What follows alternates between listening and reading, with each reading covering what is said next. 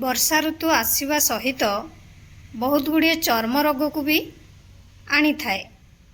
आर्द्रता एवं वर्षा जल जोगु चर्म रे बहुत प्रकार डिजीज आरंभ होता है, जमती कि आपणकर जादू काछु कुंडिया यह सबू वर्षा दिन टाइम रे आमे अधिका देखि थाउ। जादू काछु कुंडिया मात्र 3 दिन भितर दूर करिवे, से भी पुणी घरोई उपाय द्वारा।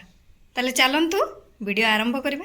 गुड आफ्टरनून, आपण समस्त को मो तरफ नमस्कार। आशा करछि आपण माने समस्ते भलरे थिबे, मो भी भलरे अछि। चलंतु वीडियो आरंभ करिबा। किंतु वीडियो आरंभ करिबा पूर्व आपण मान को किछि तता करिया भितर केहि जदि आज मो चैनल ले नुआ थांती ताले प्लीज प्रथम चैनल टी को सब्सक्राइब कर दियंतु, पाखरे थिबा बेल आइकन को क्लिक करंतु, जहा फଳରେ मो नुआ नुआ वीडियो रो नोटिफिकेशन आपण मान को पाखरे खूब शीघ्र पहुंची जिवो। आ आपण माने मते टिके सपोर्ट करि परिबे आगु को जीवा पई। आ एते पर्यंत जो माने मते सपोर्ट करि आछथि समान को तो प्रथम मोर बहुत बहुत धन्यवाद। ताले चलंतु वीडियो आरंभ करिबा। आपण को मु दुईटी उपाय देखैबी, ता भितर आपण को जोटा पसंद लागिबो से उपायटी आपण माने करिवे। मात्र 3 दिन भितर आपणकर जादू काछु कुंडिया को पूरा पूरी दूरेई देबे। कारण आपण माने जानिथिबे जे आमे जेते जहा भी मेडिसिन आनी की खाऊ, जेते पर्यंत आपण माने खाउथिबे सेते पर्यंत ठीक थिबो स्किन डिजीज। जेते बेले आपण माने खाइबा बंद कर देबे पुणी आउ थरे आरंभ हो जाए। किंतु आपण मानकर ये घरोई उपाय सबु दिन पाई आपण को पूरा पूरी क्लियर कर देबो एई जादू काछु कुंडिया। ताले चलंतु जानिबा। सेथि पई हमकु प्रथम उपाय रे नडिया तेल और लेंबू दरकार। आमे गोटे पात्र रे नडिया तेल गोटे चामच नबा, तापरे हमकु गोटे चामच लेंबू रस दरकार। आपण माने गोटे चामच नडिया तेल रे गोटे चामच लेंबू रस मिसेइबे। नडिया तेल रे एंटी इन्फ्लामेटरी एवं एंटी बैक्टेरिया गुण मिली थाए। यह चर्म पई अत्यंत लाभदायक बोली विवेचना करा जाए। त्वचा को पुष्टिकर करने सहित चर्म संक्रमण को भल करिबार नडिया तेल बहुत सुंदर काम देई थाए।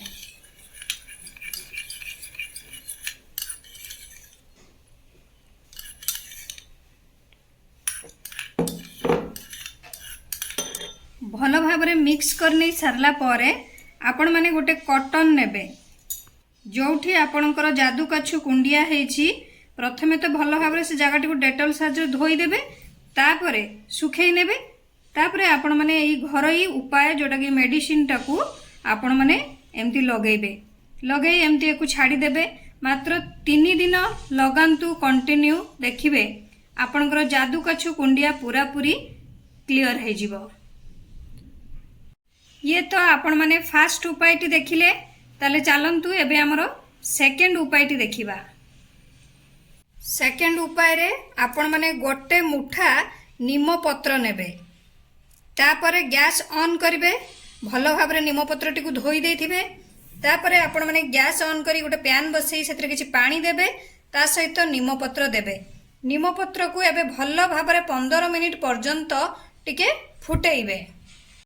15 मिनिट परे एकु छाणी देबे। छाणी देई एकु एबे आपण माने डायरेक्ट कॉटन साहाय्य लगेई परिबे, जोटी आपणकर जादू काछु कुंडिया हेछि। न हेले आपण माने एकु पानी रे मिसेई गाधोई परिबे। जोटा इच्छा आपणकर सेटा करि परिबे। मात्र 3 दिन भितर आपणकर जादू काछु कुंडिया पूरा पूरी क्लियर हे जिवो।